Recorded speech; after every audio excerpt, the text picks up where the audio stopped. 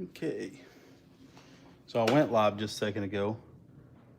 Did not make it public, so no one could see it. Just sat there talking to myself for a few minutes. But then I quickly realized, need to turn the heat on out here. Oh, geez. Oh. Okay, I'll be right back.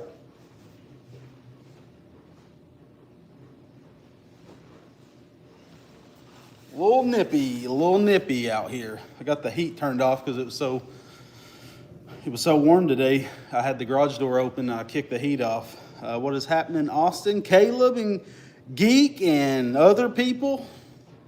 We're getting just a few people in here.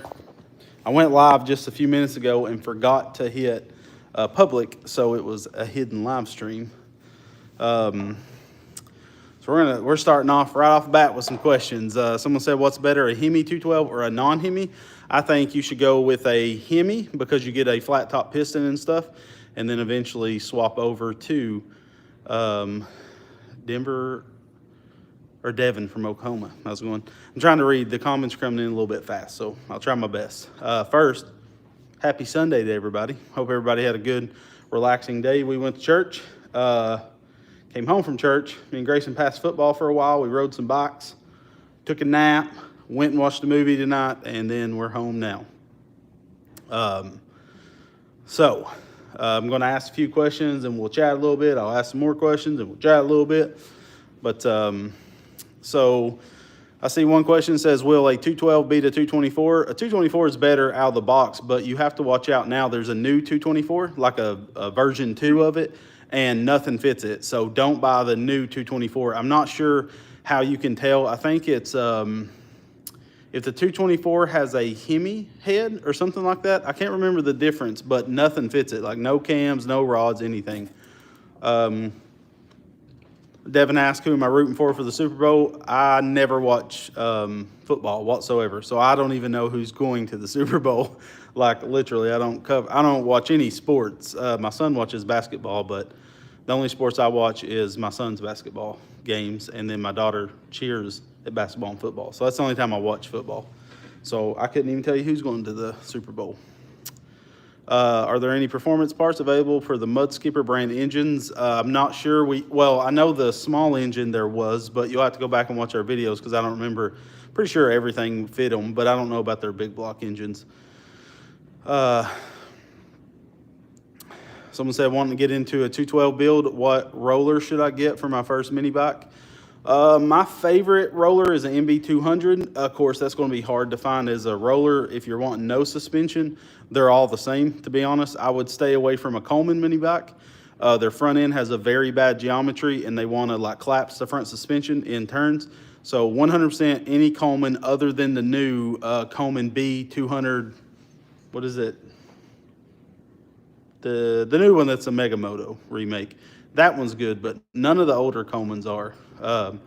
Ms. Red Bear put in the chat, meetup information is on rbgcarts.com if you want to know about our next meetup. It's our 10-year anniversary, so we're trying to do a big blowout, so we'd love to see you there. If you can come and hang out with us, that'd be pretty cool.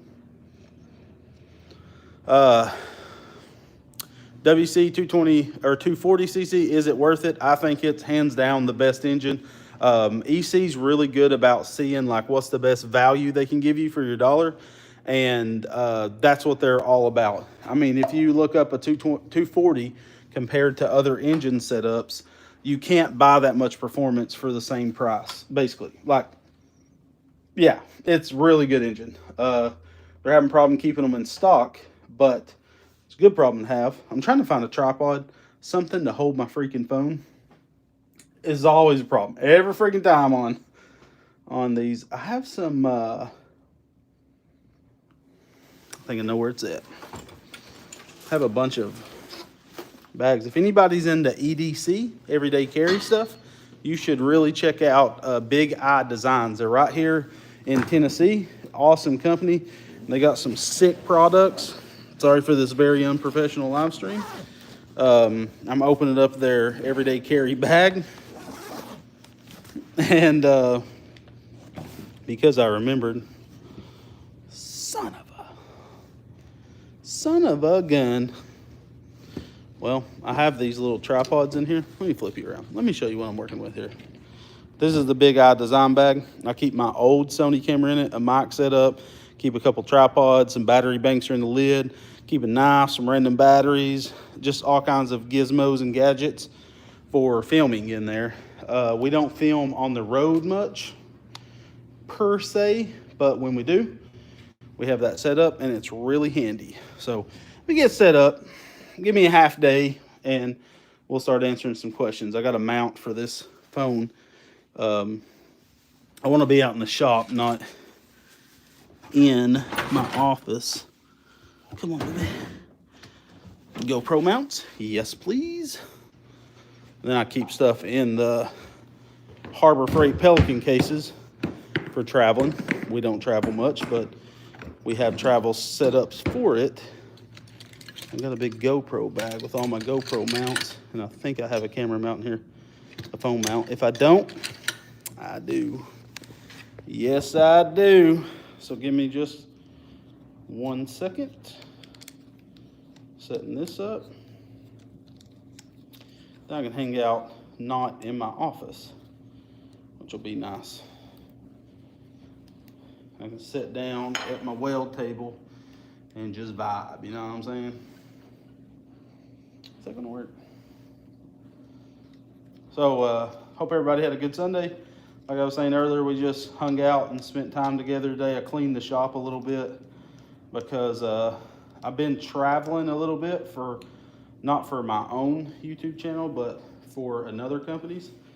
And if you go on, actually Quantum Machinery Group, sorry if I'm giving everybody like car sick vibes here. Okay, now we are cooking with gas. Okay, seriously now, we're ready. Okay, we got 100 people in here. So yeah, so I was traveling out of town once a month to go to North Carolina and film for Quantum, but I'm kind of dialing that back this year to just a couple times a year. Instead of going 1 week out of the month, I was up in North Carolina filming for their YouTube channel, something I've actually never told you guys. But if you see Quantum's videos, you'll know that I was making content for them. But we're kind of scaling that back because we have a crap ton of projects to get done this year. All these loose end projects that we've had forever, like Supercharged Buggy is number one. We got a buggy to finish that's going to Oregon, and it's not like a finished where it's painted and everything. It basically has to run. The guy's going to, take the toll of finishing it. Lonnie's Deuce has to get done so he can have his own vehicle, especially for the meetup. So by the meetup, our goal is to have every loose end project completely done as much as we're going to do it. So at that point, if it isn't painted and stuff, probably not going to get painted, but we're getting a lot of stuff painted and finished up. So we know you guys want to see these buggies and stuff get completely done, but we also want you to understand there's a lot behind the scenes that you don't see. Like me leaving once a month for an entire week to go film for Quantum because it was a good opportunity for our business. And then also, just like working with sponsors, you have to do certain things that appease to sponsors. And sometimes that isn't old projects, So some people understand that, some don't. But we get criticism sometimes for it. Not much, but every once in a while. But a few people were saying they've tried out the 240cc block. It's the best setup. It's the best dollar per horsepower you can buy. And again, that's what EC was going after. So I'm going to try to answer some questions now. What big block engine do you get? Did you get the Predator 670 valve springs off of? So those was aftermarket 50-pound valve springs that you can get from EC carburetors or anybody. That's what if you're referring to the governor remove video, that's what I used in it. Now, I don't recommend removing the governor without doing a flywheel and rods. We did it for the meetup just to get it done. But yeah, Miss Redbeard saying, even if you don't have a vehicle, we have plenty of people that come and just hang out at camp and stuff. We're in and out of camp all day. We don't stay super long, like we'll take like an hour break or so. And then we go back out and ride for a few hours. We're back for an hour or so. But we have people that was just there to hang out and talk with us. And everybody gets time to, conversate with me and Lonnie and Miss Redbeard if you want. We're all there hanging out. And I think my brother Brandon, y'all haven't seen him on the channel in forever. I think he's coming to this meetup. Of course, he's super busy with his life, so that's why he's not on the channel anymore. And he lives like 40 minutes away from here, so it's hard for him to be down. But Scope22 says he's been watching since the Black Widow cart. All the hard work you have taught me a lot. I appreciate that. We appreciate the kind words. We will not be at any of the events in Texas anymore. We don't work with the people in Texas, and we just won't be at their events anymore. So can you repeat what you said on how to take off the governor on the Coleman B200, please? Did I say something about it? I don't remember. I need to check my P.O. box tomorrow because a guy was supposed to send me an engine that he removed the governor, like he bypassed the governor, but he didn't remove the internals and it blew his engine up. So he's going to dissect it on the channel to show you why not to do it that way and the right way to do it. You should put a Predator 212 on a Megamoto 80 without taking off the gas tank, without taking off the gas tank or rear fender. Well, the only problem is we'd have to find a Megamoto 80 around here, and I mean, if we run upon a really good deal, we would do something like that. But we got too many projects right now to buy another frame, for a certain video. Someone said 224 full build. What cam will you use for smaller tracks? I really like the 260. I think it's a 265 Bonsai cam from EC. It's a really good. It's more of an affordable cam, but it's easy on the valve train. It's just a really good cam. And if you don't know, all of EC's cams come with valve springs in the box. So you don't have to worry about buying valve springs. That's one thing they've done is made sure you get the proper valve springs with the cam you ordered. So you don't have to guess. If you buy a cam from them, from EC Carburetors, you will get the valve springs in the box. That's pretty awesome. No one else does that, and they just expect, and newbies and stuff don't know what lift cam needs, what spring pressure and stuff, so they're helping you out. Yeah, I get an E85 212. I'm sure you could. You just have to up the jets because when you run E85 or alcohol or anything, you drink a lot more fuel. So you gotta modify the carb for it. I don't think you could run it straight out of the box or anything. I've never messed with it, but I know with alcohol and methanol and all this stuff, you get horrible fuel mileage. It's all about performance. So, but I've never tried to convert a stock carb. I would buy. There's people that sell alcohol ready carbs and stuff. That would be your best bet because they're going to have it more tuned for that. Someone said you should mess around with motorcycle engines. We have motorcycle engines. We have several. We have a GSXR 600 engine off an 08. I think it's fuel injection. We have a Honda, what's it called? Goldwing outside, which is a 1300cc Boxer 6-cylinder. And then we have a CBR 600. And yeah, someone's spamming, but Miss Redbeard's on it. So Miss Redbeard, please knock them out because they're just spamming it. So anyways, any whoosies. The whole fun of this hobby, like every other YouTuber is slapping motorcycle engines on, so we wanted to kind of be different and use these engines. We have some pretty wild builds coming on V-twins. I understand it's a lot of money for you guys to replicate it, and but the purpose of the go-kart engine is you can find lawnmowers with V-twins and all this stuff, and you can put it on a go-kart, and we're showing you what you can do with them. To me, the whole fun of this hobby is taking an engine that wasn't ever meant to do these things and do those things with them, like the Supercharged 670. That was the whole point of it, and so it's just really fun. I know people want to see motorcycle engines and all this stuff. We don't like clutches in trails.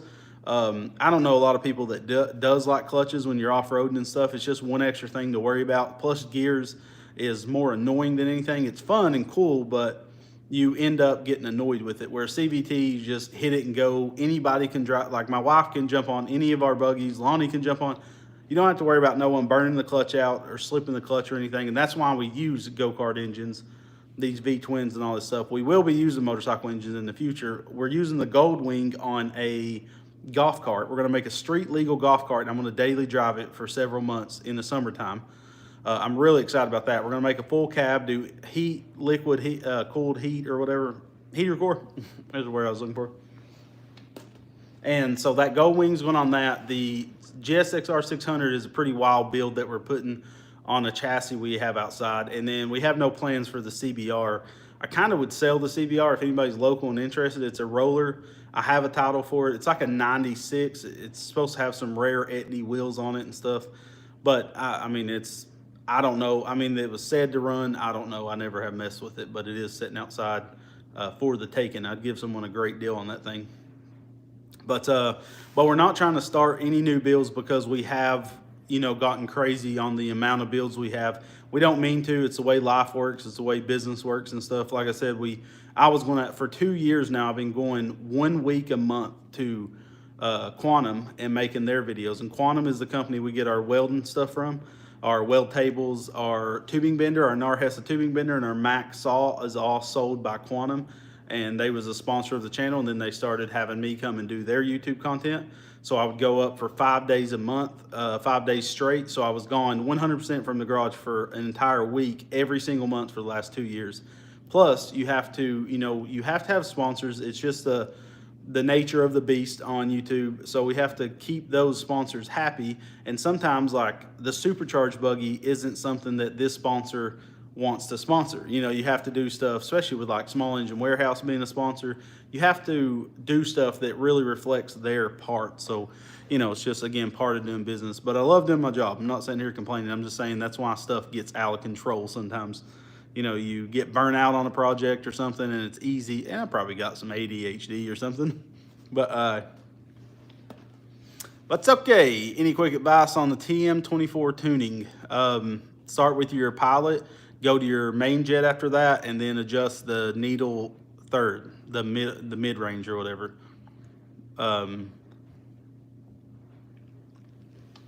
So someone's asking what belts do I think everybody should be using. On 30 series CVTs, honestly, whatever works off Amazon, use those. You can buy like 10 packs of those belts. Back in the day, we thought certain vendors had better belts and stuff. I truly don't think they do. I think they're all the same Chinese belts. But when you jump up to like the 780 stuff, the Comet 780, I've been using Belt Palace or Dennis Kirk. DennisKirk.com has like a ridiculous amount of CVT belts. And I always try to, if you're setting up a build on a 780, like with the V-twin, try to find a common, like an easy go golf cart. You can buy those belts for like 20 bucks and they're really heavy duty, very good belts. Like that's the thing about jumping up to a 780 CVT is you're rarely going to burn belts. As long as you keep it dry and don't ride in the water a lot or build a cover for it. But then with the cover, you also get heat. So you're kind of fighting two battles there. 780s never wear out belts. Like you'd have to have a crazy amount of horsepower. Long as you have stuff geared properly too. That's the biggest thing with burning belts.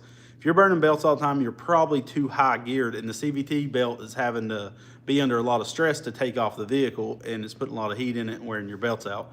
Back in the day, we used to burn through belts. Now that we geared our mini bikes properly and have good horsepower, and you get all that stuff correct, and then it's all going to work out real well. Someone's asking if we got anything for sale. Everything's for sale, baby. We'll sell everything we have. We'll sell this property if it's for the right price. But seriously, we'll sell anything.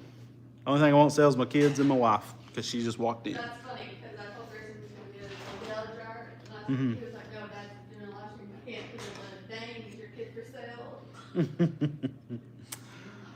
Depends on the price. Oh! I appreciate it. That's a long name. I would try to say it, but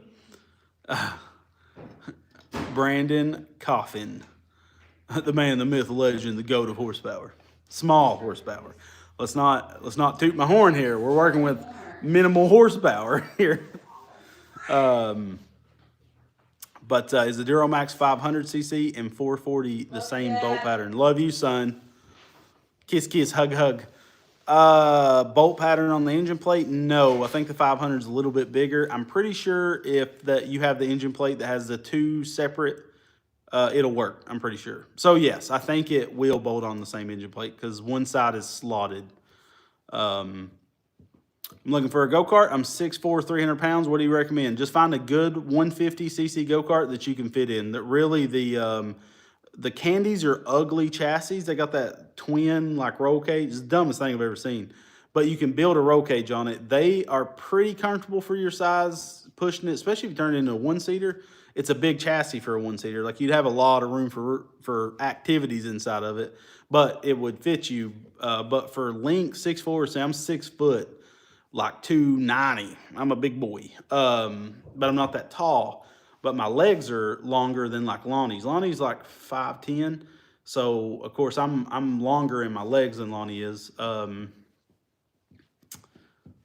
Really, it's hard to say. Like spider boxes are about the same as any other 150, but the only problem with 150s and stuff is a bunch of them are very thin wall tubing. That's all 14 gauge. And so when I'm building a chassis, I use 11 gauge on the main structure, and anything extra I use 14 gauge. With the roll cage, the main floor pan, all the suspension bracing is all 11 gauge, which is 1/8 inch thick. Then I go to 14 gauge if I'm doing like crossbars and stuff, just to feel some like bigger areas. But if it's anything structural, I use 11 gauge or 1/8 inch. Are you planning on doing a V-twin mini bike? Yes, we are. I also have a Harley. I forgot I have certain stuff. I get stuff, I trade in the stuff and junk, and we forget we have it. But we have a Harley Davidson 5-speed transmission we're wanting to run behind a 420 or a V-twin or something. Someone asked for the best gearing on a Juggernog or whatever, Super 30 series. So the Super 30 series pulley, the gearing is going to be no different than a standard 30 series. Absolutely. So on a mini bike with a 19-inch tire, my favorite gearing to go with is 6-to-1. 7.2-to-1 is a little much, I think. It's a little bucky, especially on a shorter mini bike. Coleman's, it's awful on. But a 6-to-1, even with a stock engine, you feel like you got a good gearing ratio. Most of them come in with a 5-to-1. And of course, the higher that number, for those that don't know, the more torque. So if you have a 10-to-1, it's going to be torqueier in the son of a gun. If you have a 5-to-1, it's going to be lazy on takeoff, have a lot of top end. But you have to equal that, you know, like you have to get a good balance point with these engines because we're messing with small horsepower and a small CVT belt. But 6-to-1, I'm pushing, what was it, almost 20 horsepower on my mini bike, like 15 foot-pounds of torque. I never burn belts, like literally, and I'm a big guy, and we can ride off-road all day, 4 or 5 hours a day on one particular mini bike for several days straight, and our belt, we'll change them after we get back, but it still was gripping and ripping, baby. When will you make the road to horsepower on the 420 builds? Very soon. So the problem with that was the clutch. So I've changed the gearing ratio on my dyno. And what's cool about these dynos, you just, like, I've geared it even lower. So now my dyno pulls take half the time. Before it was sitting there stressing it. If you go back and watch the first Road to Horsepower videos, it took forever. So in the last, I got with the clutch company that I'm running, and they have an amazing clutch that's double ball bearing, where a lot of clutch are needle bearings. So the problem was needle bearing clutches are really rattly. They're chattery on takeoff, and it sounded like death in here. So that's what worried me on the big blocks. So now that I've geared my dyno lower, it's easier to take off the dyno wheel and stuff, and it's giving you the same numbers. Like, it's not affecting the dyno pull any. I need to go back and try a big block again, and we did get a chain tensioner from EC. We're going to build a chain tensioner, like we got to weld some brackets and stuff on so we can tension up the chain, because the floppy chain you're seeing during the dyno run is actually the return side of the chain. So the tight side's the other side. So what you're seeing flopping doesn't really matter, but I just need some time to really focus on that for a day or so, a half day, and put a 420 on it and stuff. I'm itching to do it real bad. We're going to do a Predator 420 first.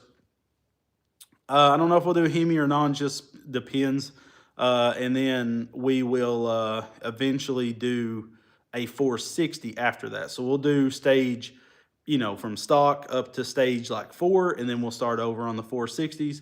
And I don't know if I can do a V-twin. The problem is my flywheel's so heavy.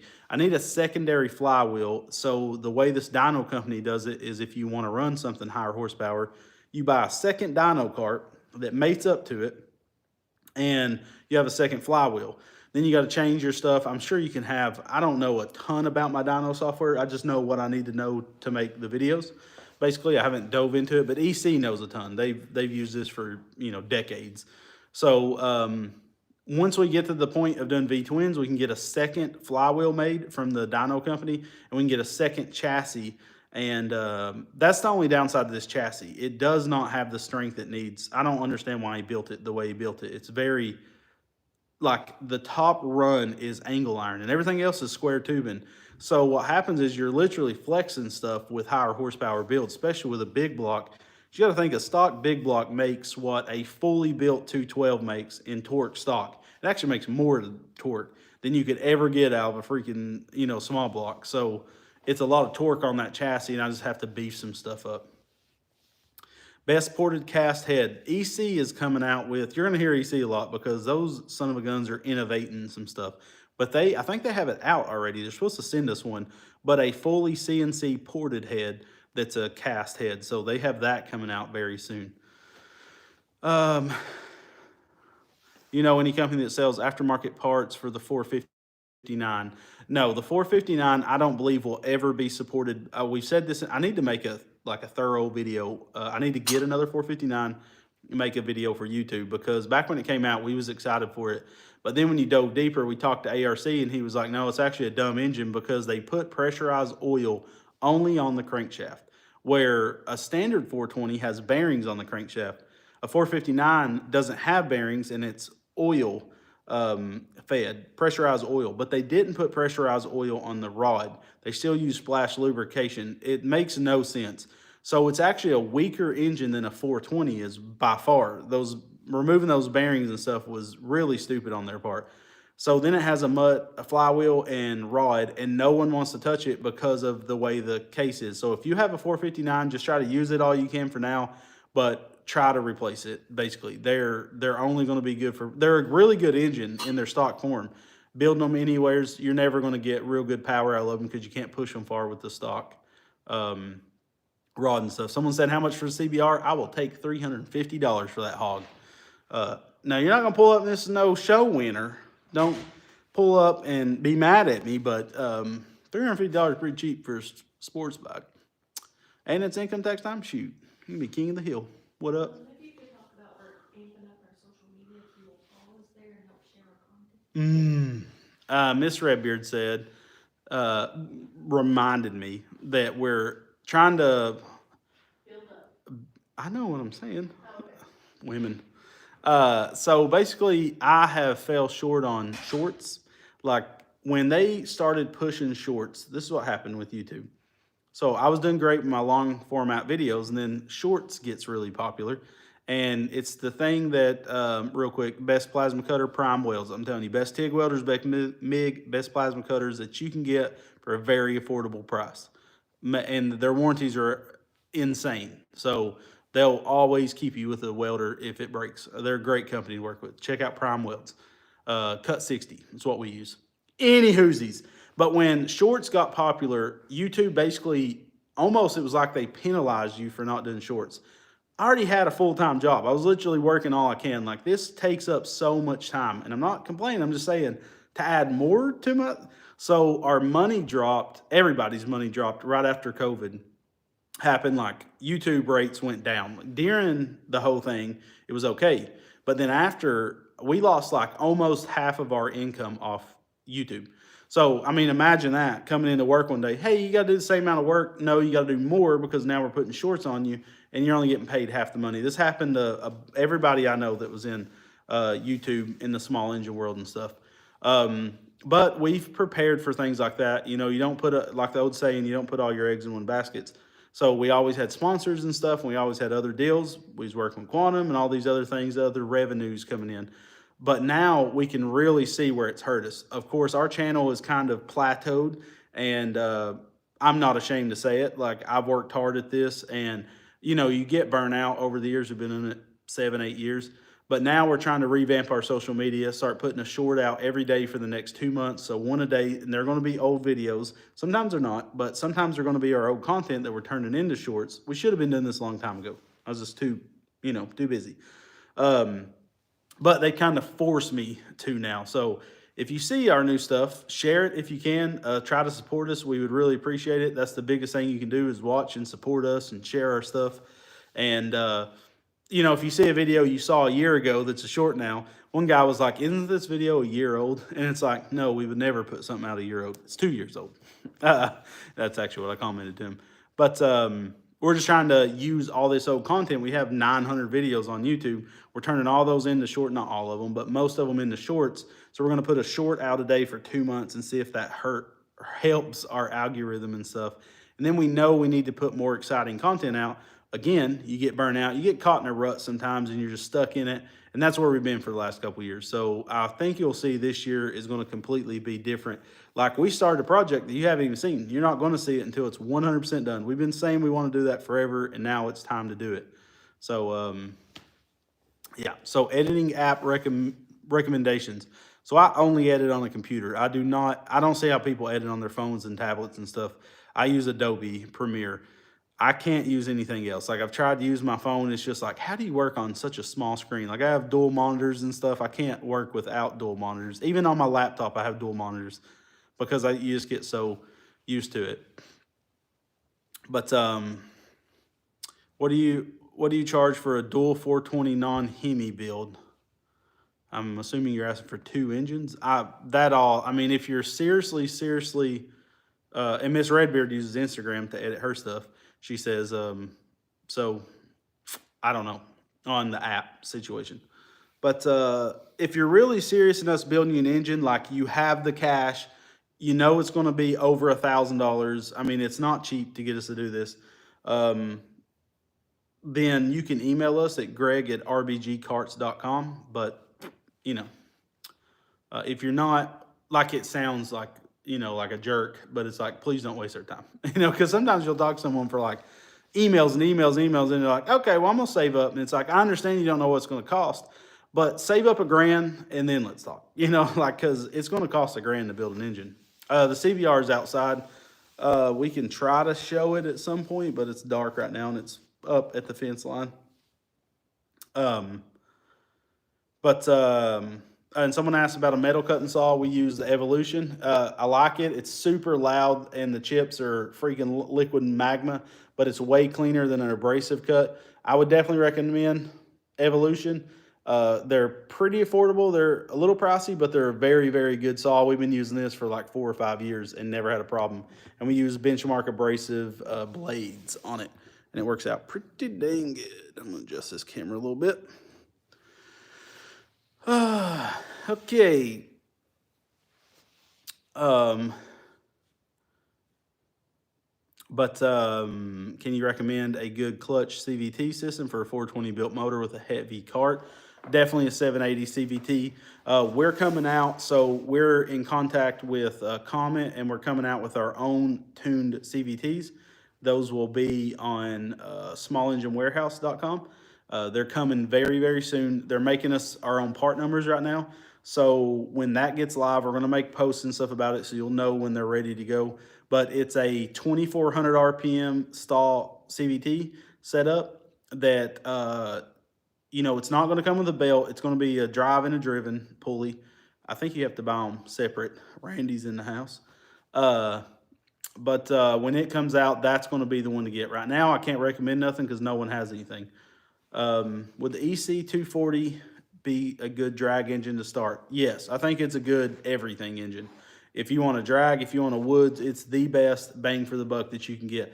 And price it out. Look at my 240 video where we dynoed it. Look at the horsepower it makes. Then go back and do the research and break it down to what you're getting for the same money. It's the best dollar per horsepower. If you ever met the guys at EC, they truly care about value. So they try to do their best to make the best dollar per horsepower stuff that they possibly can. And sometimes it's them losing money to do so, but they're very passionate about the sport, and that's in the hobby. And that's why we love working with them. Caleb, no, we don't work with them at all anymore.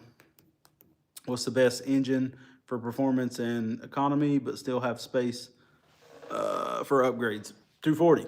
I'm telling you, it's a little pricey to get going with it. But what you're paying, you're going to blow away a 212, or you'd have to spend the same amount of money in a 212 and a 224 to match that horsepower, and you're getting it right out of the box like that. Someone said, how many years have you been building projects? I think we've been on YouTube for 7 or 8. When I started YouTube, I had never, like, literally had never used a grinder before in my entire life. Had never welded or anything. You guys watched me learn everything on here. And that was the whole point of my channel. We started in a 21 by 25 garage, and then we was able to add on to it, and then we was able to buy this old barn and turn it into a shop. You got to watch me through, you know, the whole experience.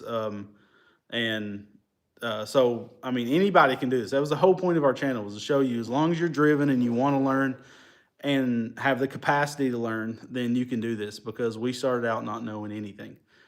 Caleb, it just differences over the years. How do you keep your beard so fresh? I wash that bad boy. But seriously, that's what I do. I just wash it.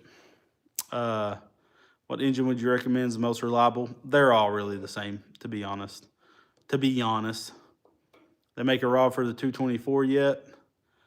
Goes with no shaving or modifying the block. I'm not sure. The only 224 we built was mine, and it's a mean son of a gun, but I wouldn't build it again. Especially don't get the new 224, because the new I was saying that earlier, the new 224 is the new 224, nothing fits it. That's what I was saying. So, and the 224s that I mess with, they're very cheaply built. Like, their blocks are cheap and stuff. You saw the damage that happened to mine. I've never had that happen to an engine, and the blocks just look very rough casted. Someone said, what's the best $50 cam for a stock Ghost? Good cam is the Tennessee, the Bonsai cam from EC. It's good, affordable cam. It'll come with valve springs. I think in the Ghost you don't need to use the valve springs, but it does come with them, and it's pretty affordable.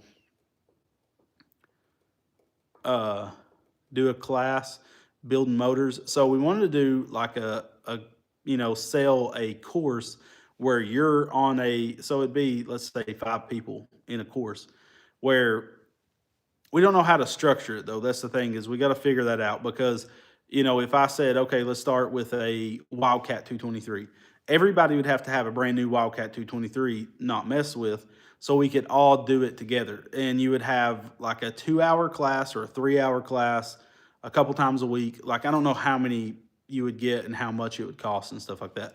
But basically, we would have 4 or 5 people in a class, and we would all be on a video live stream together, and we would sit down and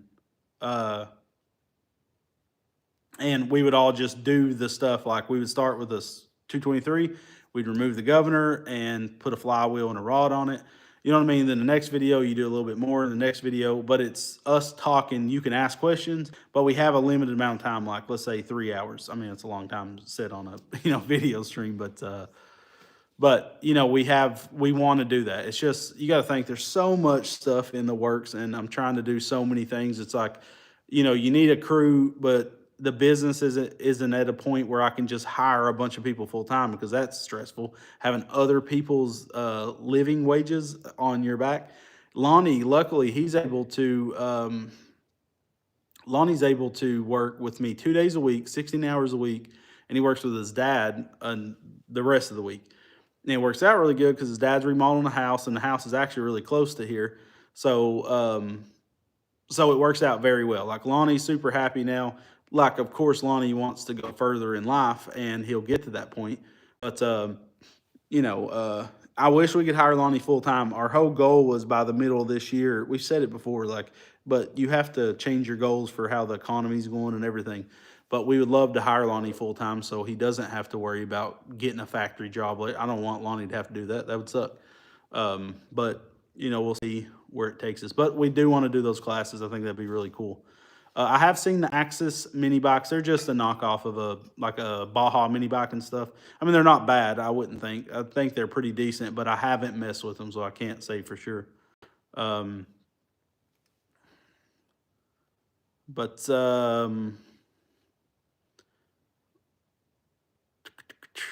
you recommend to jet the carburetor correctly? What do you recommend to jet a carburetor correctly? I've been struggling with some time now. We want to do a carb video with EC, because EC, that's what they're known for, is their carburetors. That's our whole company, EC freaking carburetors. But that would be really good. I'm supposed to go up there in like a month or so. And it'd be cool to go up and do some carb videos, like you get a carb out of the box, this is how you tune it.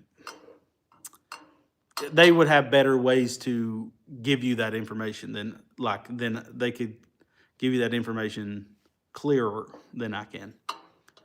I asked earlier about being an apprentice, but I wouldn't do it for pay, just the knowledge and help out as much disabled vet looking for something to do extra.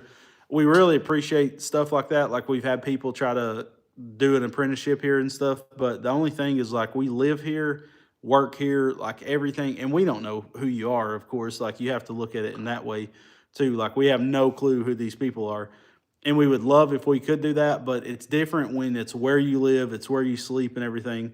It's just scary to think strangers coming in and they see your ins and outs and workings and stuff. And so unfortunately we can't do an apprenticeship because of things like that. And we don't mean anything by it. It's just we have to watch out for ourselves. If we was like a real brick and mortar or something, it'd be different, but I wish we could, honestly, because we've had some great people ask us that. And, we have met people through. Randy Baker's watching this live stream if he's still in here.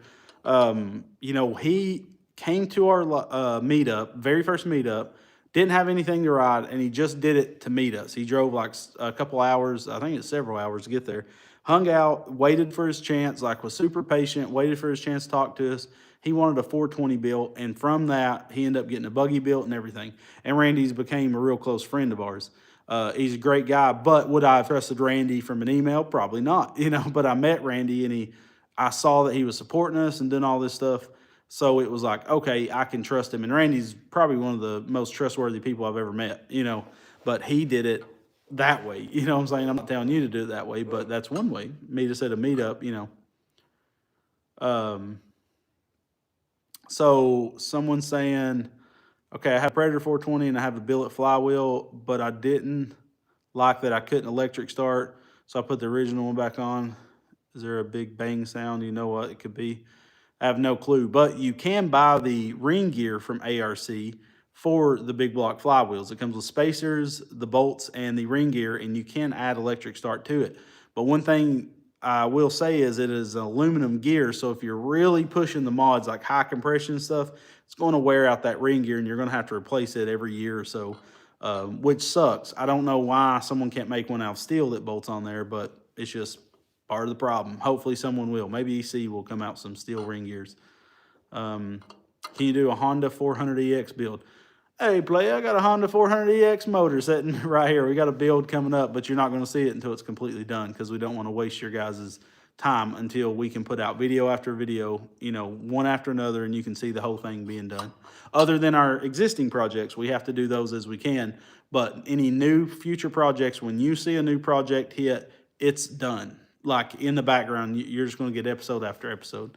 Do you still have the YZ450 cross cart? Yes, it is getting finished up. I'm probably going to sell that one if anybody's interested. I don't want to sell the wheels. I really like the wheels. I'd put a different set of wheels and tires on it, but I'm just not interested. It's kickstart and stuff.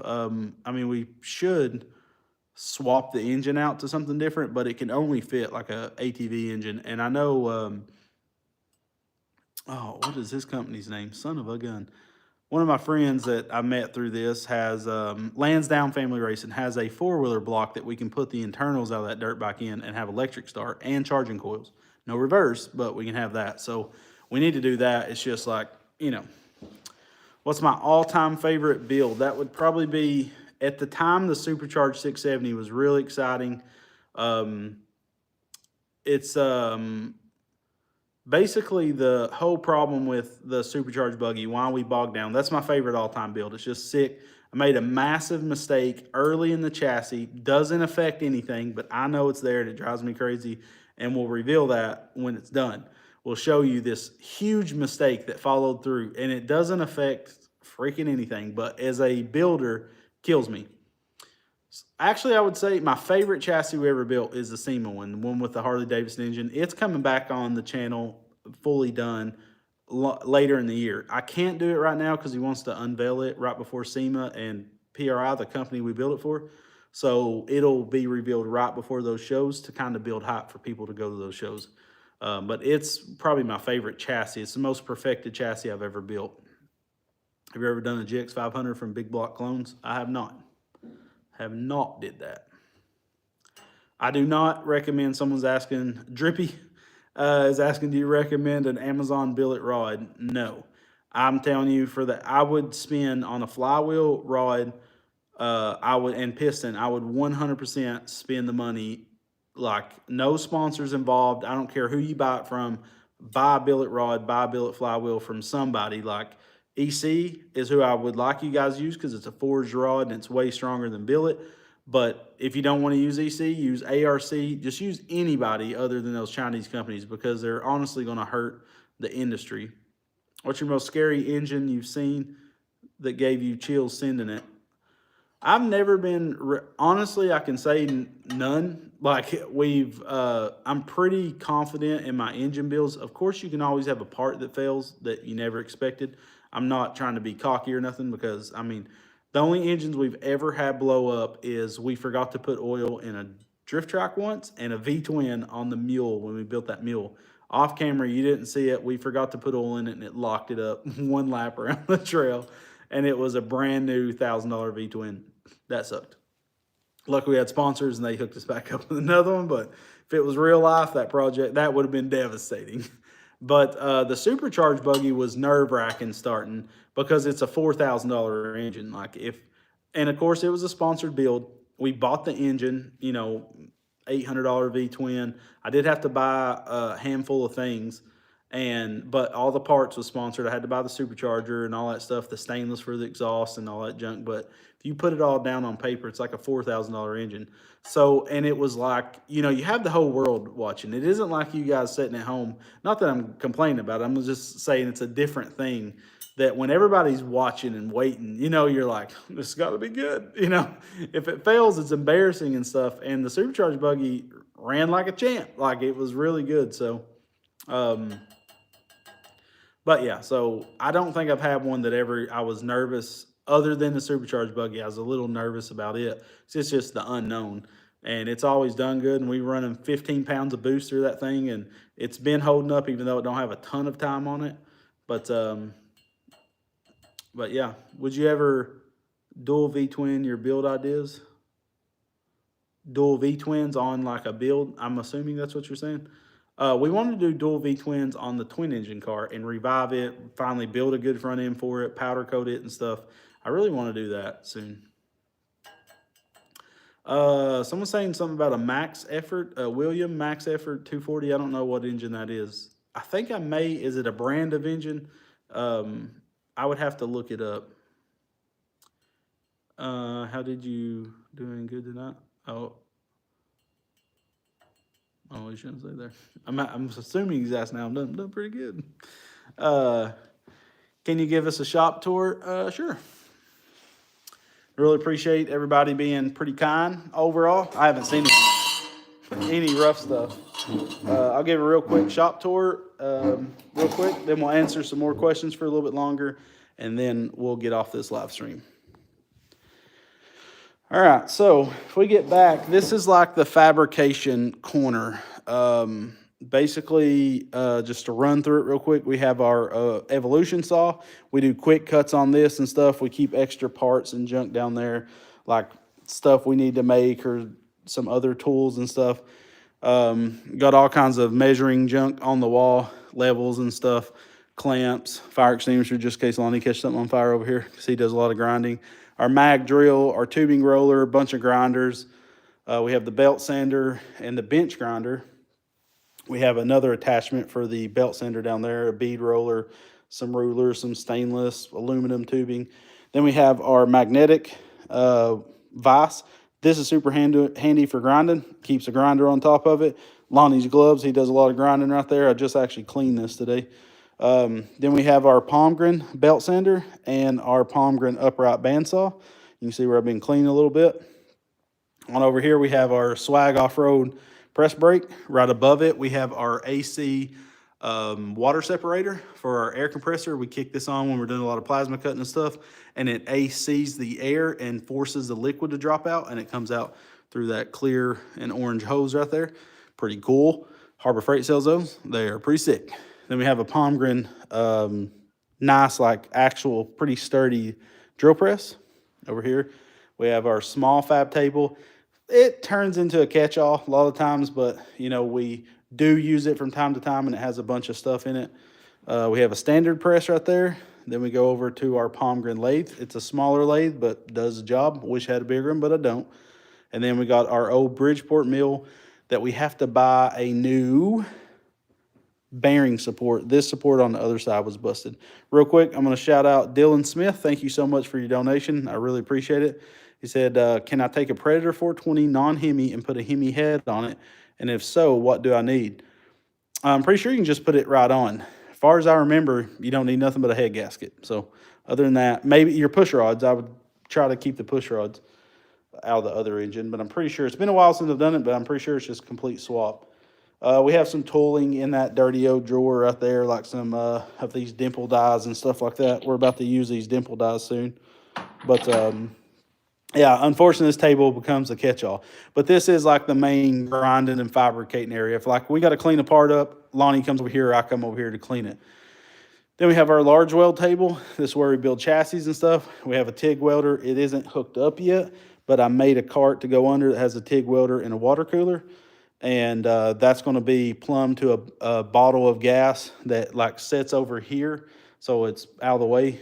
And because I hate my carts, like that cart right there, my TIG cart, that's my TIG area where that white chair is. That's where I TIG weld everything. I've got a special project. I'll give you guys a sneak peek. But all this crazy stainless tubing, I just back purged it and TIG welded it, and very nice. But all this is on an upcoming video of a really cool project I got going on. And this is my back purge tank. This is only to back purge argon in the stainless, so it welds it inside and out. Then on over there, I got my Avid CNC 4x4 plasma table, freaking life changer with a Hypertherm Sync 65 on it. It's freaking hoss. And I got all my tooling for my Sigmund weld table. I just doubled up on my tooling actually this weekend. So now we can build anything our heart desires and not run out. We got bigger clamp or bigger squares there. This is like the grinder dust and scrap metal. It needs clean. I cleaned the floor and everything over here, but it always gets shoved right there, and then it gets cleaned like once a month. I'm pretty picky about my shop staying pretty clean. But and then of course this is probably the biggest part you guys see over here. We have our bender under there. We have a laser cutter back there to prototype parts and stuff. And then we have dyno right there. It's kind of just in shambles right now. We have our large bandsaw right there. We have a toolbox back there that's full of tools for the dyno, so I don't have to run across when I'm doing engine swaps. Of course, our motorcycle lift, and then toolbox beside the mill, and it goes on the bolts and random like hardware and stuff on. This is the OG engine build table. That toolbox is full of mainly engine build tools. And then we have our large toolbox, and then it goes over to just like parts storage, and we have a racing simulator under that. I actually am getting rid of it. It's going to North Carolina next week to finally give me some room in my shop back. But that is a shop tour, quick and easy, a little bit greasy. And we got our old Harbor Freight vise. I built this big vise mount out of some heavy duty stuff using table bolts. That thing's a hoss. But yeah, so that's real quick, we keep part storage up there and junk of stuff. Everything up there is like we're never going to use. We should get rid of it. It is what it is. Okay. I wasn't reading comments during all that, by the way.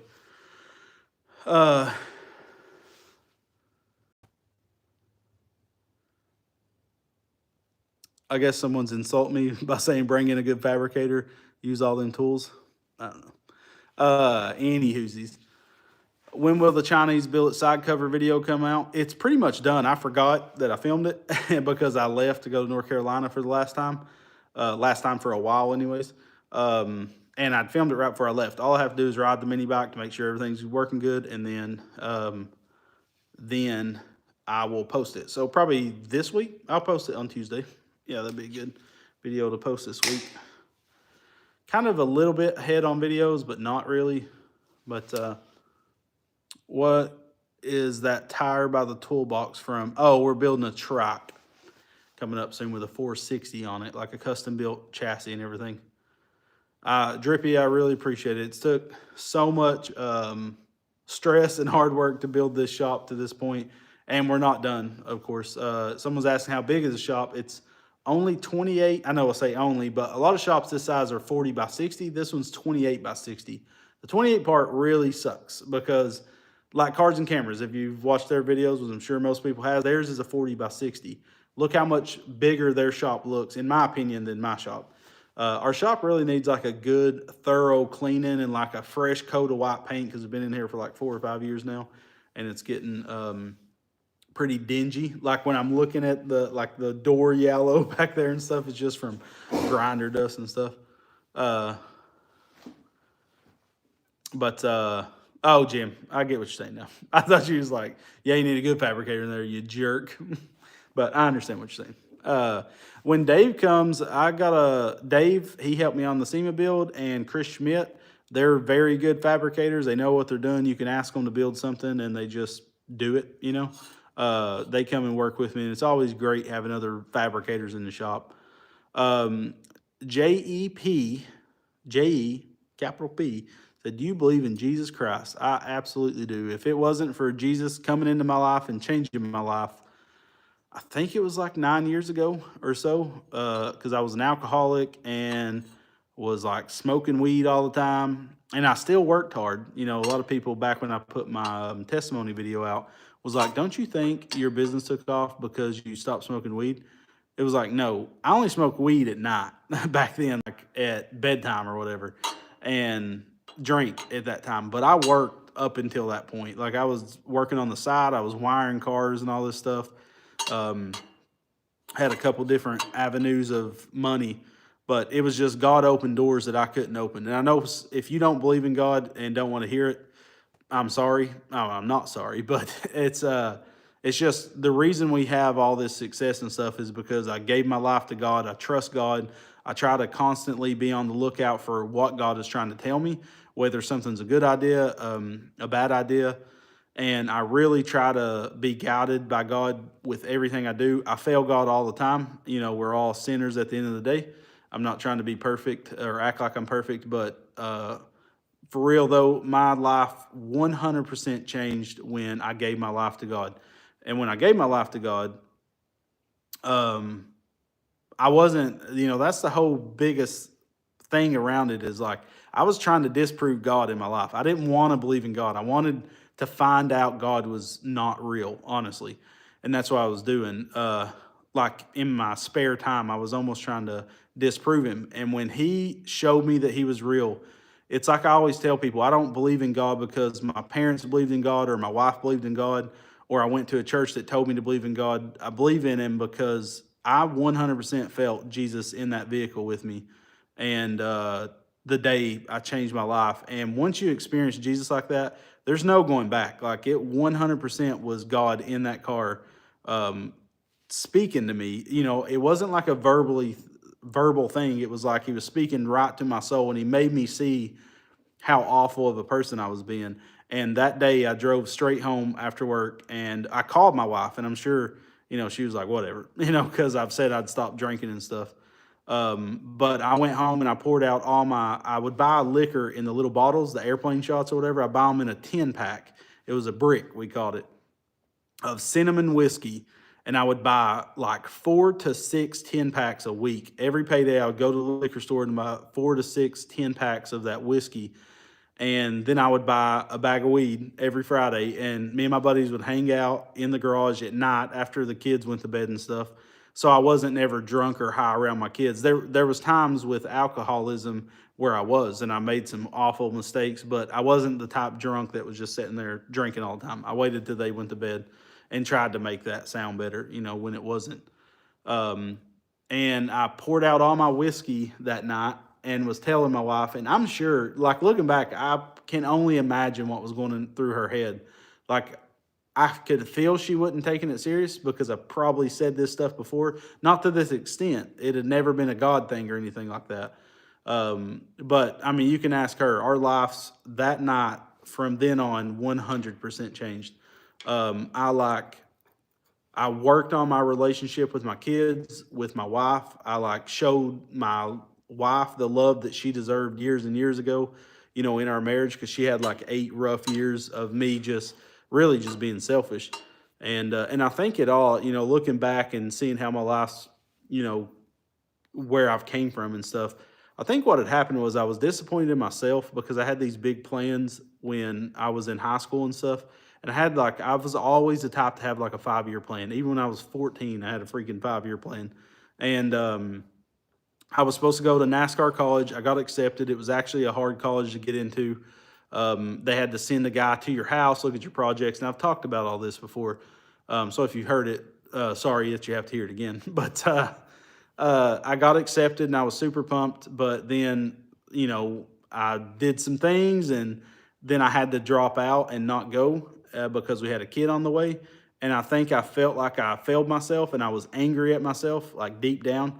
Then I was working like factory jobs and all this stuff that I did not want to do. And there's no shame in working a factory job, but my mind cannot sit there and just do that. Like I feel like I'm so useless doing that. So the fact that God was able to pull me out of that in one day, 100%, it like gave my whole life a purpose in one single day. And like I felt love. That's the biggest thing I can always tell people is the biggest thing that changed was I felt love for people I hated.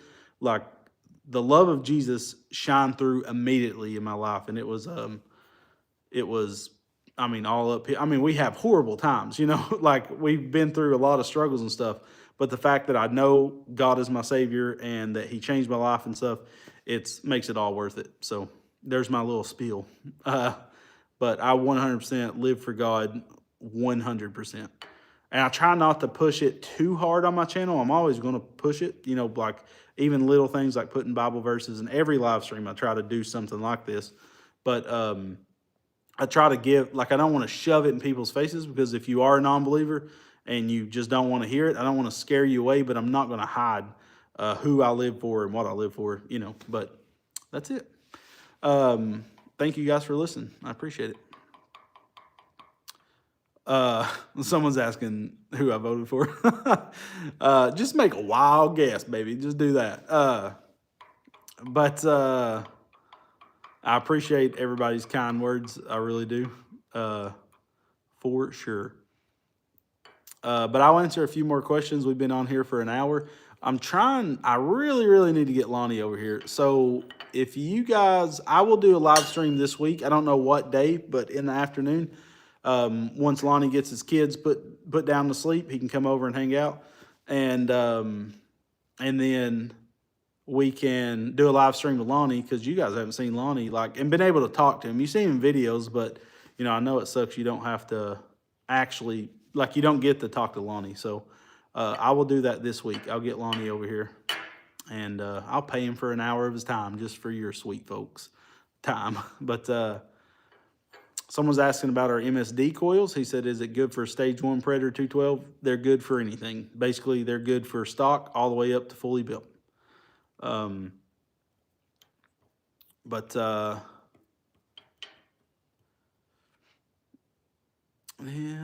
Yeah, someone's saying that he needs to find a career path that he hates, factory jobs and stuff. And unfortunately, in our area, that's the biggest thing is we have a lot of boat manufacturers in this area.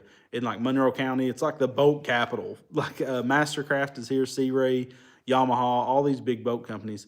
And it's very hard. I always wanted to do YouTube. That was the thing. I did skits and stuff back in the day, and it was so hard to build a channel off skits, being funny. And we had some hilarious skits. Can't show them now, because that was BC, before Christ. But yeah, it's I don't know what I'd do if I didn't have this. Now we've built a name for ourselves and stuff so we can work with other companies like Quantum and stuff that isn't Redbeard's Garage. It's just me, doing stuff for them. And I'm fortunate that I have built it. I always knew YouTube could be taken away in a matter of a day. I've seen people lose their entire career overnight on YouTube, and that's a scary thing. So I've always made sure that I have plenty of other ways to support myself, i.e. this garage. That's why we built this garage and try to get everything we need while we're doing YouTube. So if it ever ends, we have a backbone, and and I really do appreciate everybody. Ashley, thank you for the kind words. There's been a ton of people. I really do appreciate it. It doesn't go unseen. It's hard to, read them all coming through here. But someone said, have you took any interest in building any cars? Yes, I got 2 trucks I want to build so bad. One of them's not built. It just needs some little work and stuff. And I want to film it just because I do like working on stuff like that. And then I have my 79 F100 that I really badly want to work. And it's just like, will people care about it? We're going to see, because we're going to get it running. It needs some valve work done to it to get that stock 351 going. And I want to do a build on it. And I'm really excited about it. I just have to wait till the time's right, because with the vehicle, if I pull one in here, that's the only thing we can fit in here. We've got this thing like, there's lanes going through here to tool. We've overgrown this shop. And so it's, like when it comes in here, I really need to make sure I can work on it, and really, focus on it, and then be able to get it out as soon as it's done. Someone asked, do the kids build stuff with me? So Grayson's not into this at all, and like, it'd be amazing if he was. I think maybe he's 12 right now. He still has time, but I don't want to push him into something he don't want to do, because, if you push them into something that's not their passion, then it's never going to be their passion. You can't make it be their passion. So I've always kind of left it on the table for them to do something with me. Of course, my daughter's, she works on her car with me. Like, we had to do an oil change and stuff the other day. She 100% will do that. She'll do her own brakes and stuff, and I'll just guide her through it. She helped me put her system in her car. But I wouldn't say she's interested in any of this. She's interested in engineering, which there's a ton of engineering that goes into this. Especially when you're building custom chassis and everything. But, so basically, let's see here. Grayson is into basketball. He just made the varsity team. That was super excited. And he got on another basketball team. I don't know what it's called. Miss Redbeard, if she's listening, she'll put it in there. But he is like super passionate about basketball. And that's all he cares about. Literally, he watches basketball. If he plays his PlayStation, he plays 2K25. He plays it in the living room. He plays it in the driveway, and it's awesome to see. I never was passionate about sports. It's different, because I understand how driven you can be in AAU team. So he just got on an AAU team, and that was pretty exciting and stuff. So he's, got good potential in basketball. And he's 12 years old. But anyways, he's not into it, and my daughter's not into it. But there's still, there could be a chance. Maybe Grayson always says he wants a Corvette. He can get a Corvette. He can work hard and get himself a Corvette for his first car. I'll have to build a roll cage in that puppy. But I'll let him get a Corvette. He just has to work for it. But hopefully, if that does happen, I think it would help bring him into this, but we'll see what happens. Again, I don't want to push him to something like, I don't want him to be like a incapable man either. I want him, like, when he gets his vehicle, he'll, work on it himself if something needs done. But yeah.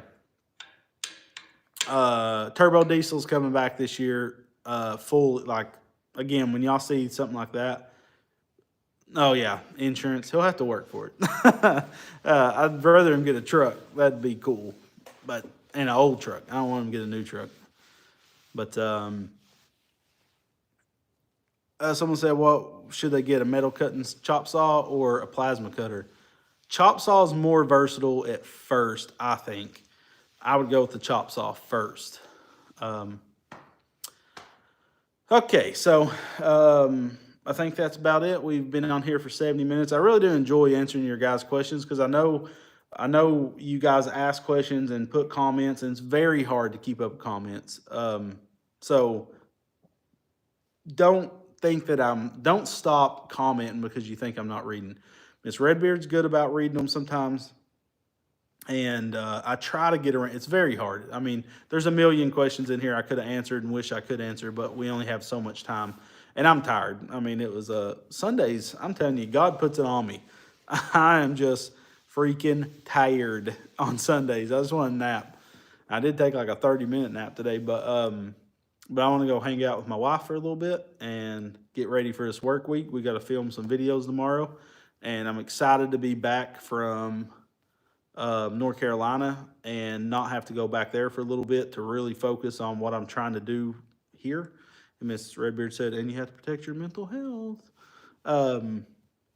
Because I'm mental half the freaking time. No, but I really do appreciate everybody watching. We're going to do a live stream later this week. We're going to try our darndest to do one every Sunday, and we'll have Lonnie on this week. So we'll put a post out on Facebook and Instagram and stuff this week, so you guys can put specific questions you want answered, and we'll get those off and we'll answer those on the video with Lonnie.